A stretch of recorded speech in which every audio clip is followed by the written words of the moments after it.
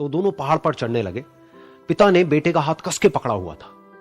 Left side में पहाड़ थे, राइट साइड में खाई थी और रास्ता बहुत ही छोटा था।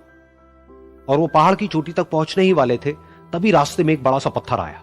क्योंकि पिता उस रास्ते पर रोज आता था तो उसको पता था कि वहां पे पत्थर है, तो वो साइड से निकल गया। लेकिन जो बेटा था उसका ध्यान कहीं और था, तो उसका घुटना जा करके उस बड़े से पत्थर पर टकरा गया।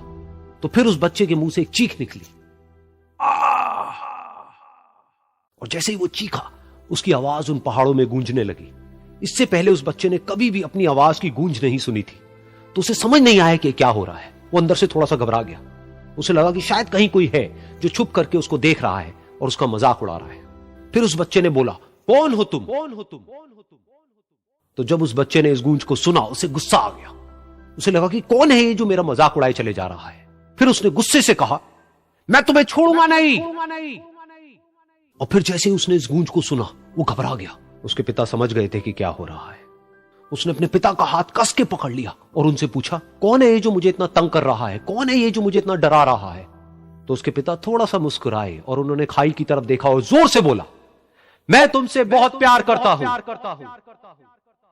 ये सुनकर वो बच्चा हैरान हो गया। उसे समझ नहीं आया कि हो क्या रहा है, कि वही इंसान जो उसका मजाक उड़ा रहा है और उसको तंग कर रहा है, वो उसके पिता को बोल रहा है कि मैं तुमसे बहुत प्यार करता हूं। तो उसके पिता ने अपने बेटे को देखा और वो समझ गए कि उसके मन में क्या चल रहा है। और फिर दोबारा उन्होंने बोला, तुम बहुत अच्छे हो।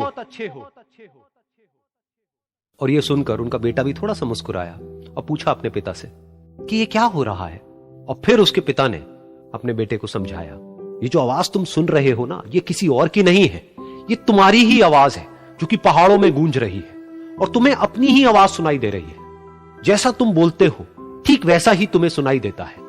अगर तुम गुस्से से कुछ कहोगे तो पलट करके जो आवाज आएगी उसमें भी गुस्सा होगा, लेकिन अगर तुम कुछ अच्छा कहोगे तो वो आवाज भी अच्छी होगी। बिल्कुल इसी तरह से हमारी जिंदगी में भी होता है।